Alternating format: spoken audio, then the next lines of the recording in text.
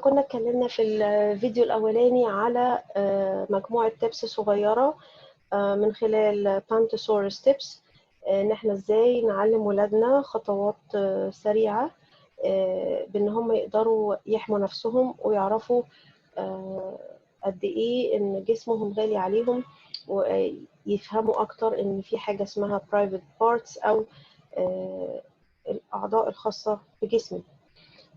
حابة ان انا اكمل معاكم النهاردة برضو another tool او بقصة حلوة جدا نقدر ان احنا نحكيها لولادنا او يسمعوها من خلال الفيديو، وفي نفس الوقت ديت بتعلمهم برضو او بتكمل المعلومة اللي احنا عايزين نوصلها لهم، وهي some secrets. احنا بنعلمهم ازاي مش كل اي حاجة او اي حد يقول لي ده سر ما بيننا او السر دوت ما تقولش عليه لحد، فده يبقى سر.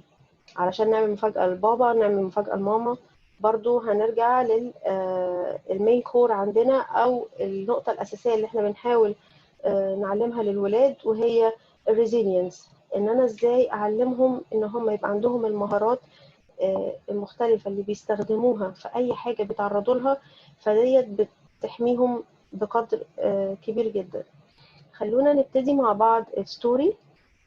هي طبعا هنقولها انجلش وعربي لان هي اصلا بالانجلش، فخلونا نقولها مع بعض. طيب القصة بتاعتنا النهاردة اسمها Some secrets should never be kept. Some secrets should never be kept. الستوري ديت لجين ساندرز، وديت بتتكلم عن انه بعض الاسرار، او يعني في اسرار ما ينفعش انها نخبيها او ان احنا نحتفظ بيها. طيب طبعا الولد دوت اسمه سير ألفريد. ده كان عنده سر، والسر ده ما كانش عايز يقوله خالص وكان محتفظ بيه. فخلينا نشوف الستوري هو لقى الهلب ازاي او لجأ للمساعدة ازاي. In a land not so far away lived a brave little knight. Sir Alfred, for what was his name, lived in a tiny cottage with his mother, Lady Susan. Lady Susan had once lived a fabulous and glamorous life, but since her divorce from Sir Alfred's father, they were now quite poor. Lady Susan worked very hard day after day, cleaning the largest castle in the land. The castle was owned by the rich and famous Lord Henry Votner.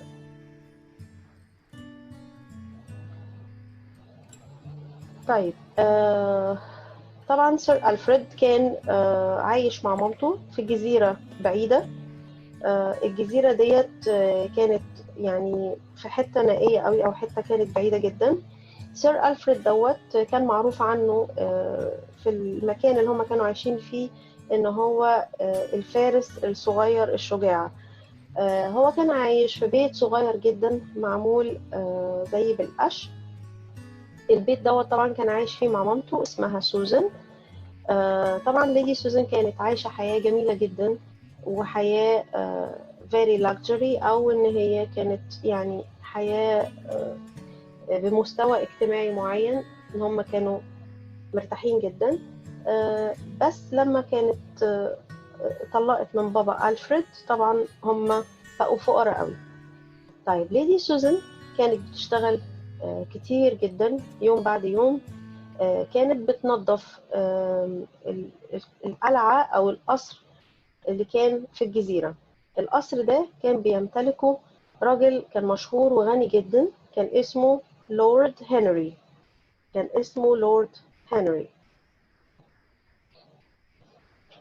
Because Alfred was only a little knight and couldn't stay home alone, he always went to Lord Henry's castle after school, while Lady Susan continued to clean and scrub. Lord Henry offered to take care of Alfred. هنا ألفريد كان بيقولك إنه كان ولد صغير، كان فارس صغير، طبعا ما كانش يقدر يقعد في البيت لوحده، فكان دايما بيروح القلعة أو القصر بتاع الملك هنري، بعد المدرسة، بيخلص المدرسة ويروح على طول على القصر. كان بيستنى مامته تخلص الشغل بتاعها في النظافة، وبعد كده بيروحوا مع بعض. فجت مرة لورد هنري عرض عليه ان هو ياخد باله منه وقت ما مامته تخلص الشغل في القصر. Lord Henry and Alfred got along famously. They were like two peas in a pod. Lord Henry was friendly and funny, and together they played Catch Me If You Can in the castle gardens. When Lord Henry caught Alfred, he would tickle him all over, and then the game would begin again. لورد هنري طبعا وألفريد كانوا بيلعبوا مع بعض كتير، لدرجة ان هما كانوا قريبين قوي من بعض. وطبعا لورد هنري كان واضح عليه ان هو كان حبوب جدا وبيضحك هنري كتير، very funny, very friendly. وكانوا بيلعبوا مع بعض لعبة اسمها Catch Me If You Can، يعني كانوا بيجروا من بعض واللي يقدر يمسك التاني. هي دي اللعبة اللي لورد هنري علمها لألفريد. اوكي طيب، طبعا اللعبة ديت لما كان لورد هنري بيمسكه كان يقعد يزغزغ هنري كان هنري كان بيقعد يزغزغ ألفريد في all over his body، يعني كان بيقعد يزغزغه كتير جدا. وطبعا احنا هنا بنقف عند نقطة انه احنا حتى في هزارنا مع ولادنا كأم او كأب، تيتا، عمته، خالته، اي حد، يعني بيفضل طبعا ان احنا لما نيجي نهزر، اول حاجة ما نهزرش بالزغزغة لو هو الطفل ده مش عايز او مش مبسوط، علشان نفهمه ان sometimes التيكلينج ديت ما بتبقاش funny. دي حاجة. الحاجة التانية انه مش لازم احنا ككبار لما نيجي نلعب مع اولادنا نزغزغهم في المناطق البرايفت بارتس بتاعتهم، ودوت بيعلمهم ان حتى مامي وبابي في خصوصية، ان انا ما بينفعش اجي عند المنطقة ديت، طبعا غير في السن الصغير لما انا بغير دايبر او بغير له هدومه، بتبقى في الكيسز دي بس. لكن كلعب كهزار طبعا يفضل كتير جدا ان احنا ما نهزرش مع اولادنا بالطريقة دي. طبعا هنا طبعا بعد ما كان بيلعبوا لعبة التاكلينج، خلينا نشوف ايه اللي حصل مع ألفريد. But one day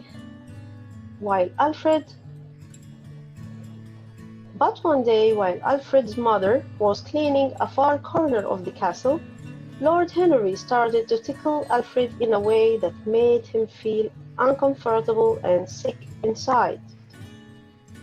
هنا كنا لسه بنقول إنه كان في اليوم دوت مامة ألفريد كانت بتنظف كورنر بعيد قوي في القصر دوت أو القلعة دي. فلورد هنري ابتدى إنه هو يهزر مع ألفريد ويقعد يزغزغه بطريقة خلته يحس إن هو مش مرتاح، في حاجة مضايقاه وحاسس إن هو عيان من جواه كده، حاسس إن هو تعبان عيان مش مرتاح، في حاجة كده مضايقاه.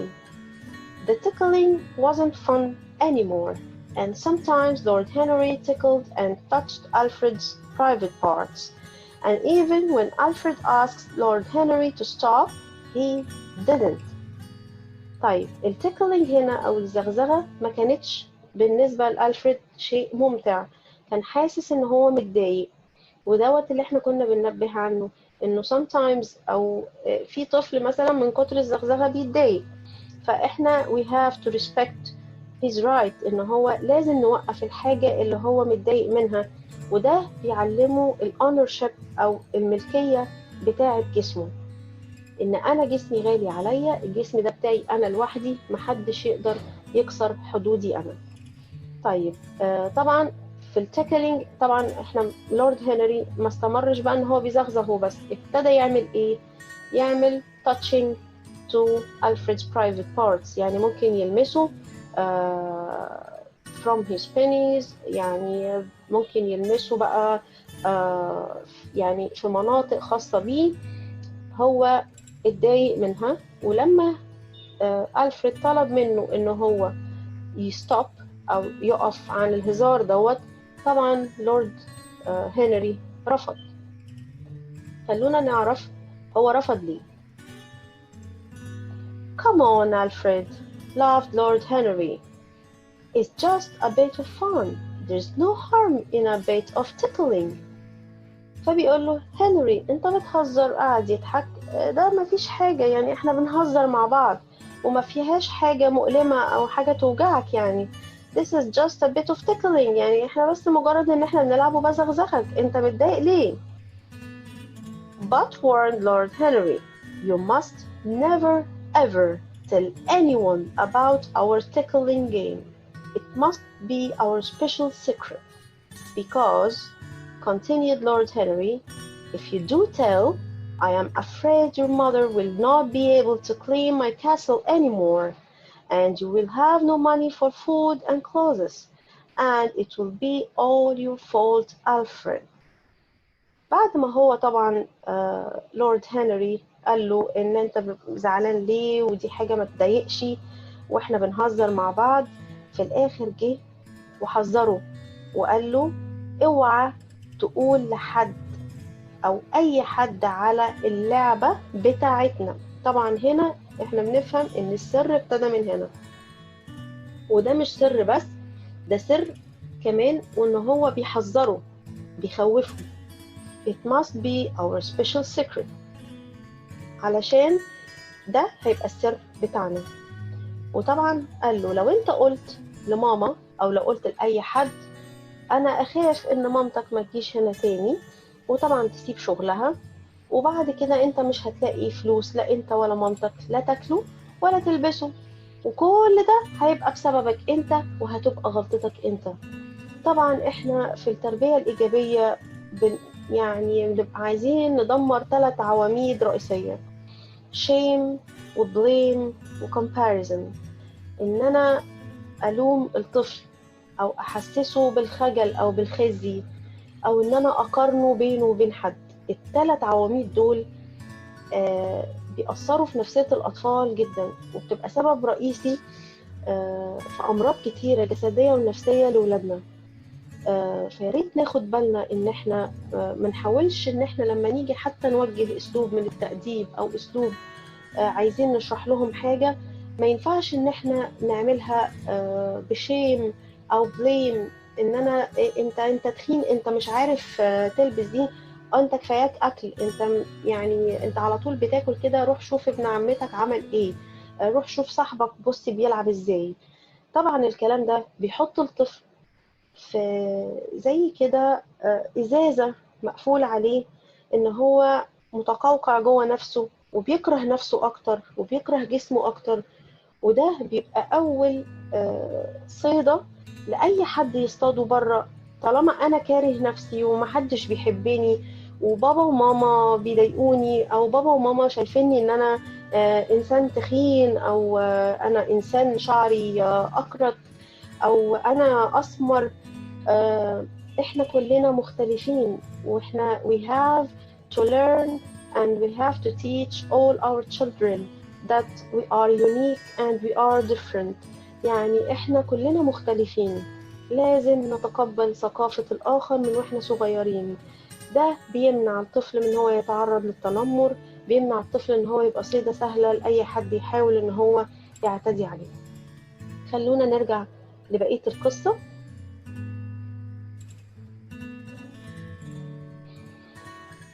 Poor little Sir Alfred, sick with worry. He knew some secrets should never ever be kept, secrets that made him feel bad and uncomfortable, secrets just like this. But if he told anyone, his mother would lose her job and they would have no money. And the worst bit of all, it would be all his fault. طبعا هنا سير ألفريد كان حاسس ان هو متضايق وقلقان، وحاسس ان هو في حاجة كده مضايقاه في قلبه، في حاجة تقيلة كده وجعاه، حاسس انه عيان، وهو كان عارف ان في بعض الاسرار ما ينفعش ان احنا نحتفظ بيها. طيب السيكريت دي مخلياه يحس ان هو متضايق، يحس ان هو مش مرتاح وزعلان.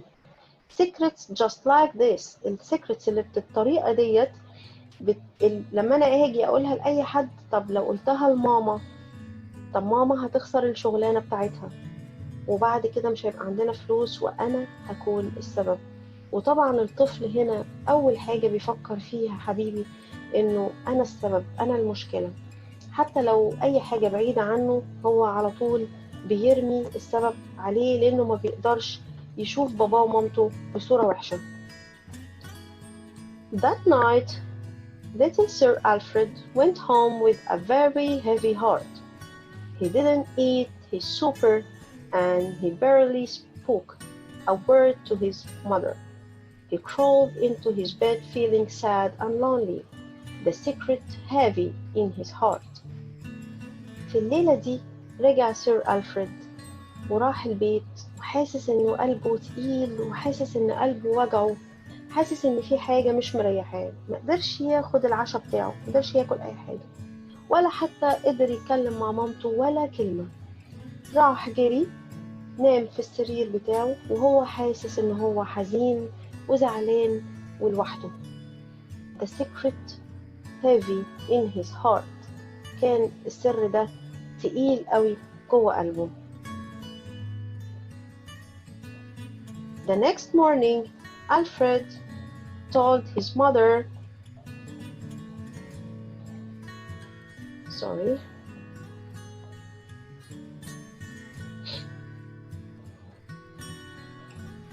The next morning, Alfred told his mother that he didn't want Lord Henry to look after him anyway. Lady Susan glanced at him bravely and just smiled. Don't be a silly Billy, Alfred. Everyone loves Lord Henry. He is one of the nicest and kindest men in the world. We are very lucky he takes care of you. طبعا هنا الأم كان موقفها إنها واثقة فيه وواثقة في لورد هنري جدا، وإن هو ما ينفعش إن هو يقول عليه كده. طبعا الغلطة دي يا جماعة كلنا بنقع فيها، إن إحنا ممكن نبقى واثقين في ناس قريبة مننا جدا وما بيطلعوش أهلين للثقة، وده بيخلينا إن إحنا نحط كده جرس إنه ما ينفعش ان انا ما اسمعش لابني، او ان انا ما صدقش ابني. ما ينفعش ان انا لما يجي يقول لي ده طنط فلانه ضايقتني اقول له عيب ما تقولش كده، ده انكل فلان انا مش عايزه ابوسه، عيب يا ولد روح بوس انكل. لا، انا ما ينفعش اعمل كده خالص، لان هو كده ما بيتعلمش ان هو يقول لا، ما بيتعلمش ان هو جسمه ده غالي عندي، ما بيتعلمش ان انا رأيي مسموع، فبيبتدي ياخد الكلام جوه نفسه، وان هو ما بيعرفش يقول لحد او يعمل ايه. فطبعا في الليلة ديت او في الصبح لما طبعا ألفريد قال لمامته انا مش عايز لورد هنري يخلي باله مني، انا مش عايز العب معاه تاني، فمامته قالت له عيب عليك ما تقولش كده، ده لورد هنري دوت راجل طيب جدا، ده اطيب واحد في العالم، وطبعا احنا محظوظين جدا ان هو بياخد باله منك.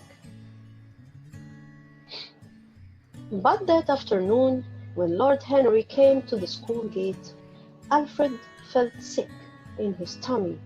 He felt scared and very confused. He didn't want his mother to lose her job. So once again, he let Lord Henry tickle him and touch his private parts.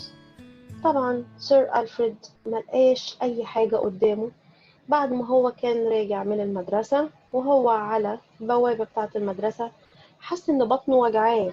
وده اللي احنا كنا بنقول عليه يا جماعة، إنه sometimes الأطفال ممكن تحس بأي عرض أو أي أعراض جسدية، حاسس إنه مصدع، حاسس إن بطنه بتوجعه، ممكن تبقى رجله بتتراش، ممكن إن هو مش قادر ياكل. كل الأعراض ديت بتخلينا إن احنا ناخد بالنا إن في حاجة محتاجين نعرفها. طبعا هو كان حاسس إن هو خايف جدا، وكان قلقان إن مامته تسيب الشغل بسببه، فاضطر إن هو يخلي لورد هنري يهزر معاه تاني ويلمس his private parts.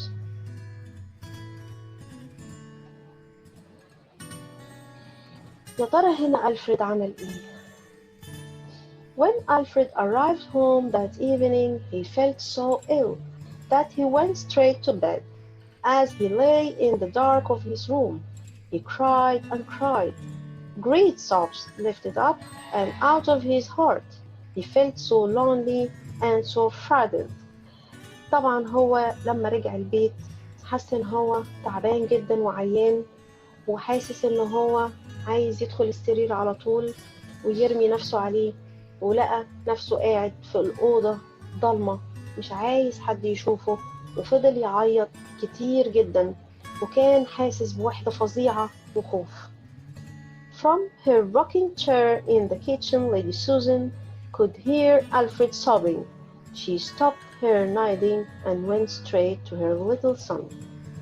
طبعا هنا مامته حست ان في حاجة غلط، ومن ممكن تكون زي سمعت صوت النهنهة، حست انه في حاجة غلط وراحت قامت بسرعة وعايزة تشوف ايه اللي حصل. Whatever is the matter? She asked, but Alfred didn't utter a word. If he told his mother his terrible secret, she would lose her job and they would have no money and no food. مهما ايه اللي حصل، يعني whatever is the matter، ايه اللي حصل لكل ده؟ فهي بتسأل ابنها ايه اللي حصل، انت ليه كده، انت ليه بتعيط، مالك في ايه؟ ما كانش حبيبي قادر يتكلم ولا كلمة ولا ينطق بأي كلمة. كل اللي كان بيفكر فيه مامته، كل اللي كان بيفكر فيه ان هو مش عايز مامته تسيب الشغل بتاعها بسببه. وده يخلينا ان احنا دايما نشارك ولادنا في كل حاجة في البيت، بحيث ان هو يبقى دايما حاسس ان ماما او بابا هما التراستد سورس او المصدر الموثوق، ان انا اقدر ارجع له واتاكد ان المعلومه دي صح ولا لا. فطبعا هو كل ما يفتكر ان هو السبب، ان انا ممكن ابقى السبب ان احنا ميبقاش عندنا فلوس وانا هتقل على ماما، طبعا بيضطر ان هو يبقى ساكت. Lady Susan hugged her little boy in a loving and gentle way. She held his face in her hands and looked deep into his eyes. There is nothing you can't tell me, she said. Nothing at all. I have always told you, Alfred. Some secrets should never ever be kept. Poor little Sir Alfred was so confused. He didn't know whether to tell his mother or not. What if she didn't believe him? What if she lost her job and he was to blame? ليدي سوزان طبعا بعد ما حضنته وحضرته وخدته في حضنها كده وحسسته ان هو محبوب، ان انا بحبك، ومسكت وشه كده بالراحة وبصت له في عينه وقالت له مفيش حاجة تقدر ان انت تخبيها عليا، ما ينفعش ان انت يبقى في حاجة ومش عايز تقولها لي. Nothing at all. I have always told you. أنا دايما بقولك يا ألفريد إن في بعض الأسرار ما ينفعش إن إحنا نخبيها أبدا. كان طبعا little Sir Alfred was so confused. كان محتار قوي مش عارف يعمل إيه. He didn't know whether to tell his mother or not. كان هو مش عارف، طب أنا أقول لماما، طب أنا مش هقول، طب أنا لو قلت لماما هتصدقني. وطبعا هنا دي اخطر حاجة، ان الطفل لما بيحس ان هو صغير وان بيبقى فيه شخص متردد عليهم في البيت كتير، او هم بيروحوا لشخص كتير والشخص ده مصدر ثقة جامدة، الطفل هنا اخطر حاجة بيحس بيها ان هو مش في نفس المرتبة بتاعت ثقة الشخص ده، ان هو بيبقى شايف ان بابا وماما بيعملوا حساب لأنكل فلان او طنط فلانة، لكن انا مين هيصدقني؟ بخلاف لو احنا بنتكلم مع ولادنا في كل حاجة هنلاقي ان هم واثقين في نفسهم، عندهم ثقة ان هم يتكلموا، هيقدروا يقولوا لأ بدون تردد. فكل الكلام ده بيفرق ان احنا نقلل التعرض لأي حاجة ممكن تأذيهم. طيب لو ماما سابت الشغل انا هعمل ايه؟ انا كده هحس ان انا السبب. Finally, after many tears, lots of warm hugs from his mother, little Sir Alfred decided to be brave. He decided to tell the terrible secret. Once he began, his words stumbled out one on top of the other. He told his mother all about the tickling and the touching, and how uncomfortable and sick it made him feel. أخيرا قرر سير ألفريد بكل شجاعة بعد ما قعد يعيط كتير ومامته تفضل تحضنه كتير، قرر ان هو يقول لها على السر الفظيع اللي مضايقه. ومجرد ما هو ابتدى يتكلم كلمة على كلمة، وهو ابتدى يقول لمامته، حكى لها على الهزار واللعبة اللي هم كانوا بيلعبوها مع بعض، وان هو قد ايه كان مش مرتاح، وكانت اللعبة دي دايما بتحسسه ان هو متضايق وفي حاجة غلط.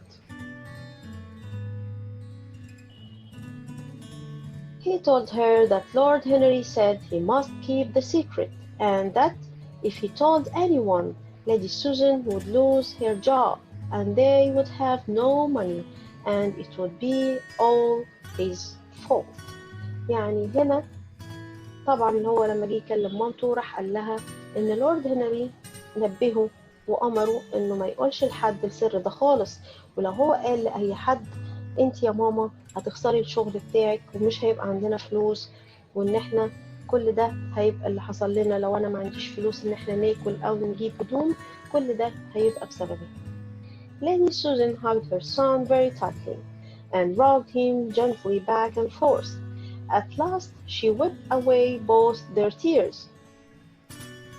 You are the bravest little knight I have ever known, she said, and what Lord Henry did to you was very wrong. You were right to tell me, and I am very proud of you. Remember, there is nothing you can't tell me. I am always here to listen to you, and I will always believe you. You have done nothing wrong. طبعا يا جماعة الصفحة دي هي الخلاصة، إنه أي حاجة ممكن تحصل لأولادنا وهم صغيرين وهم كبار، أنا لازم رد فعلي يبقى بالطريقة دي. ما ينفعش إن أنا أحسسه بالشيم، الخجل، إن أنت غلطان، إن أنا ما صدقهوش، إن هو يتعاقب. كل الكلام اللي بيحصل ده بيزود الأمر سوء. لكن ليدي سوزان هنا عالجت الموضوع، إن هي لما عرفت إن هو في الآخر راح قال لها، راحت قالت له انت اشجع واحد انا شفته في حياتي، وانت اشجع فارس صغير انا شفته وعرفته. وطبعا اللي لورد هنري ده عمله ده كان very wrong، وده كان غلط، وده بيدينا الحق ان احنا كآباء ما ينفعش ان الكبير ما بيغلطش، ودي مهمة جدا. يعني ما ينفعش مثلا ان المدرس بتاعه او المدرب بتاعه في النادي او الدرايفر السواق او اي حد من اللي بيتعامل معاهم حصل منه اي حاجه في حقه، ما ينفعش ان انا اقول له عيب ده كبير. لا، الكبير كبير مقام وكبير في تصرفاته. طبعا الناس الكبيره على عيننا وعلى راسنا، لكن لما توصل للمساله ان هم يأذوا الصغيرين ما بيبقوش كبار، وده لازم يبقى هو فاهمه كويس. الطفل لما بيطلع عارف الصح من الغلط، بيعرف ان احنا كلنا بنغلط، ان الغلط بيعلمنا ان احنا يدينا فرص جديدة ان احنا نتعلم منها. دي بتفرق جدا في حياة الطفل. طيب، قالت له انت كنت صح ان انت قلت لي، انا فخورة بيك جدا يا ألفريد، وخليك دايما فاكر مفيش حاجة ابدا ما ينفعش انك تقولي عليها. انا هنا دايما علشانك، وانا هنا دايما علشان اسمعك واصدقك دايما. You have done nothing wrong. وانت ما عملتش اي حاجة غلط. Later that night, as little Sir Alfred lay snug and warm in his bed, he finally felt safe and very loved. He was proud of himself because he had found the courage to tell his mother. He knew now for sure that no matter how awful or scary the secret, it should never ever be kept. وطبعا هنا الليلة ديت لما ألفريد راح وقعد في السرير بتاعه، لأول مرة بيحس إن هو مرتاح، حاسس بدفى، وأخيرا حس إن هو في أمان، وحاسس إن هو فخور بنفسه قد إيه إن أنا عرفت أقول لماما، وعرفت إن أنا أعمل حاجة صح. وهو كان عارف وابتدى يتأكد من دلوقتي إن مفيش حاجة اسمها secret أو bad أو scary secret، إن أنا أحتفظ بسر يخوفني أو يهددني. ويا رب تكون قدرت أفيدكم بيها، وخلونا في الفيديو اللي جاي هنبتدي نعرف تيبس صغيرة قوي عن الجود سيكريتس والباد سيكريتس. يا رب تكونوا بخير، ويا ربنا يحافظ على ولادنا كلهم. أرجوكم يا جماعة، يعني مفيش حاجة نقدر نتكسف منها. لازم نعلم ولادنا إن هم أغلى حاجة في حياتنا، ومفيش حاجة اسمها ما حد ده مصدر ثقة. طبعا المصادر الثقة موجودة، احنا مش بنقلل من حد، لكن ده ما يمنعش ان لما اي حد يتصرف تصرف غلط ما ينفعش ان انا اتجاهله، ما ينفعش ان انا اقول عيب ده انكل دي طنط، ما ينفعش ان انا اقول لا عيب انت لازم تبوس، انت لازم تحضن. كل الكلام دوت بيأثر على اولادنا بالسلب، وان هو بيعلمهم ان هم ما يعرفوش يعبروا عن نفسهم. يا رب اكون فدتكم وما طولتش عليكم، واشوفكم في الفيديو اللي جاي ان شاء الله. سلام.